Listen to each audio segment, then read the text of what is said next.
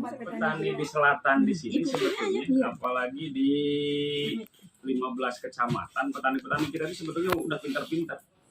Petani kita itu udah hebat-hebat. Banyak masalah ya.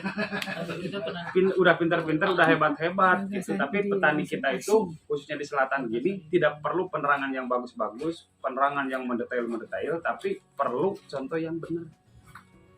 Contoh yang bagus seperti apa? Jadi kalau ada ide itu langsung gerak, langsung aksi, kerja. bukan omong aja. Jadi om do nanti ke sana omong doang. Nah, kita mah kan bukan ngejual omongan. Iya. Nah, maka semuanya petani di sini, alhamdulillah di sini jadi seperti saung Mamah Dedeh nih, curhat dong sebenarnya. Curhat dong, Kak. Iya, jadi tiap malam tuh di sini penuh terus. Makanya ibu berarti orang yang keberapa masuk ke sini, ini orang udah curhat-curhat. Nah, ibu-ibu kalau mau curhat-curhat boleh juga. Masih banyak yang kosong. Analitiknya pertama di sini ada di TikTok petani bijak. Jadi awalnya ilalang segini gitu kan, tapi bisa menghasilkan, bahkan sampai sekarang saya itu bisa mempekerjakan beberapa orang di tengah-tengah di sini. Padahal lahannya itu luasnya itu 1,5 hektar, tapi kurun 3 bulan atau 105 hari gitu kan, bisa meraup keuntungan daripada pertanian ini tuh bisa mencapai 250 juta per 3 bulan. Oke. Jadi awalnya nih ini Bu ya, mungkin di sini yang pertama, makanya kalau ada di TikTok ini saya nanam yang atas tuh, belum tinggi itunya, belum tinggi. Nah, ini jeruknya masih kecil-kecil. Ini cabenya. Nanam cabai ini ada 25.000 batang cabai di sini. Cabai kita tumpang sari antara cabai. Nah, di sini ada cabai, di belakangnya ada tomat, di sininya ada engkol. Untuk mengembalikan modal saya dari tomat, profitnya dari cabai, engkol ya mungkin untuk petani lah kita yang di sini gitu kan. Nah, gimana bisa mendapatkan 250 juta? Hitungannya seperti ini. Saya nanam dari 1,5 hektar ini itu ada 25.000 lubang. Dari ujung sana sampai ke sini itu ada 25.000 lubang. Jadi satu lubangnya itu misalkan satu lubang nanamnya itu 2. Andaikan satu lubang gitu kan, berarti 1 kali 25.000 batang, berarti 25.000 batang. Estimasi saya, 1 batang pohon cabai itu 1 kilo, butirannya itu 82 butir, itu 1 kilo. Berarti kalau estimasi 1 batang pohon 1 kilo gitu kan, kali 25.000 berarti 25 ton. Kali harganya 10.000. Ada sengnya nggak? Berapa? 250 juta, padahal bukan Ada harganya itu paling sedikit, paling rendah-rendahnya harganya itu di kita 10.000. Sedangkan waktu saya ngejual itu berapa? Itu depan tuh. Tomat aja 8.000. Ini tomatnya ini. Turun dulu keluar. Bu coba dilihat. Ini lahan di sini. Ya. Oh ini. Ini tomatnya. Masa iya tomat 1 batang pohon 1 kilo? Gak bakal mungkin karena 7 mangga. Nah di sini, gitu kan? Alhamdulillah sampai sekarang bisa nyampe. Tuh, ini yang dari ujung di tomat. Ini analitik daripada tomat. Jadi saya iseng-iseng aja di TikTok ini, iseng gitu kan? Ada. Nah sekarang ini melonnya nih, melon ini yang nanam tuh anak-anak SMK. Sebetulnya saya nggak nanam melon, nanam jeruk. Sambil nunggu jeruk berbuah, melon dulu. Itu yang lahan yang di atas ini. Di sini gudang lokasinya. Ini kan. Nah kalau taninya pakai otot. Ya benar. Tani yang pakai otot namanya kerja keras, tani pakai otak namanya kerja cerdas. Tani yang pakai hati namanya kerja ikhlas. Jelas. Betul nggak? Syukur. Nah, iya itu. Jadi kalau tani pakai otot, ya hasilnya itu ya hanyalah pas. Ya pas-pasan aja. Tapi kalau taninya pakai otak, maka rezekinya akan meluas. Jadi jangan gadang otak si ibu gara-garanya itu antara tani gila sama tani. Iya.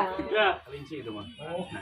Ini Jadi Kelinci tadi. diusahakan kalau yang namanya pH tanah untuk penyemaian, maka di posisinya itu di 6,5 pH tanah.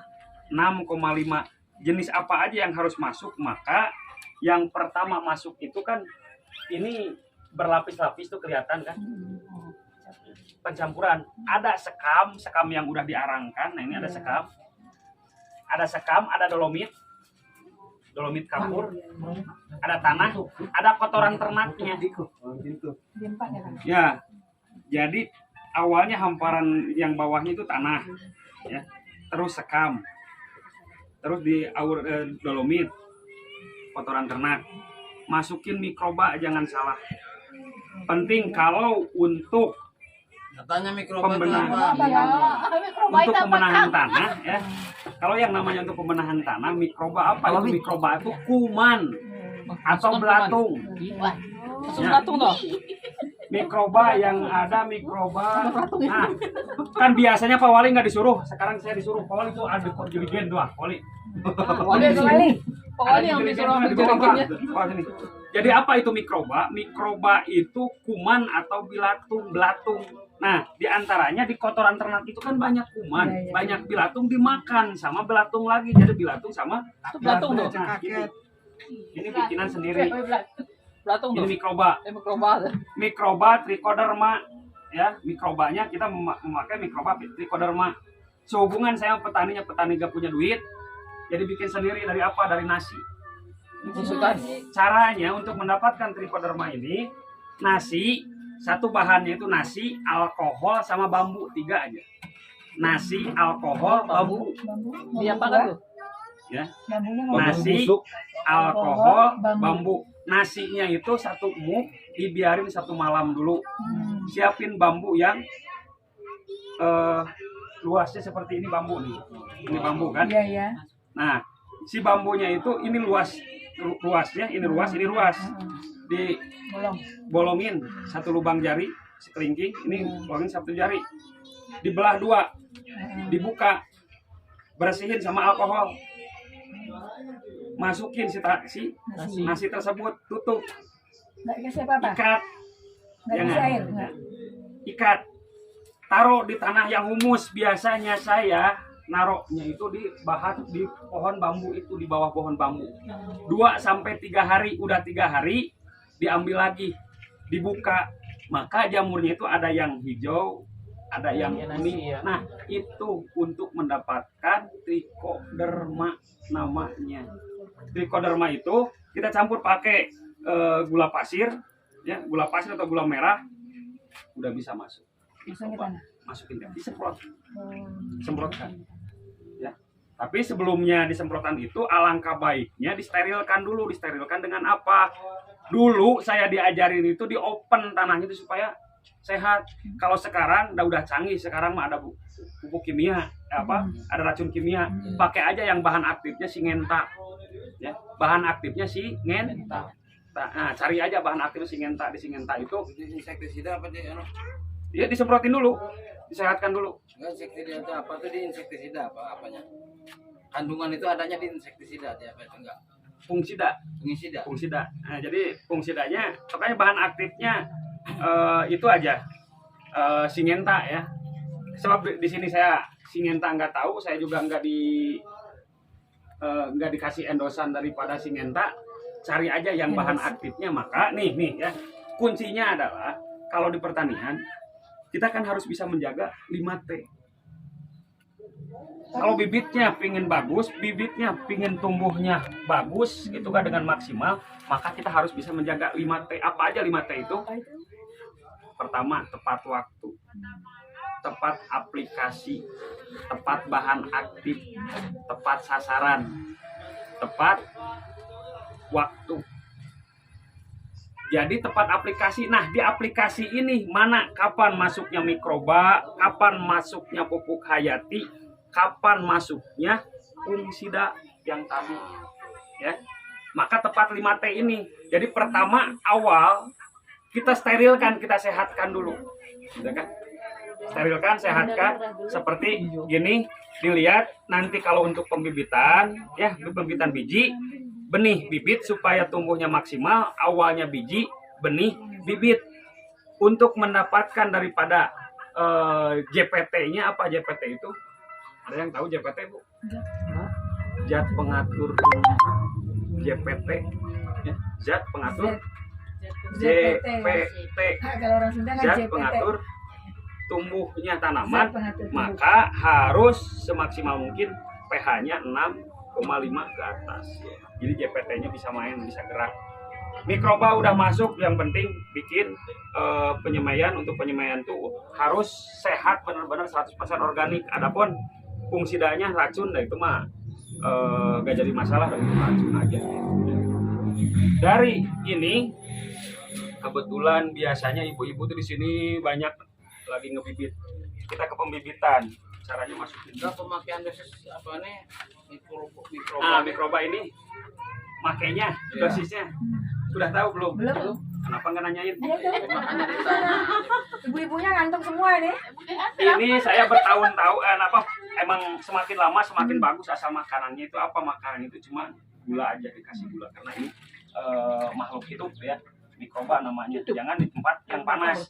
Cara memasukkan mikroba jangan ketika panas hari. Kita mau misalkan mau nanam nih ke tanaman tengah hari atau mati mikroba. Iya. Harusnya ketika lagi dingin, sore atau malam. Makanya masukin mikroba saya biasanya meskipun di sini dingin tetap aja sore.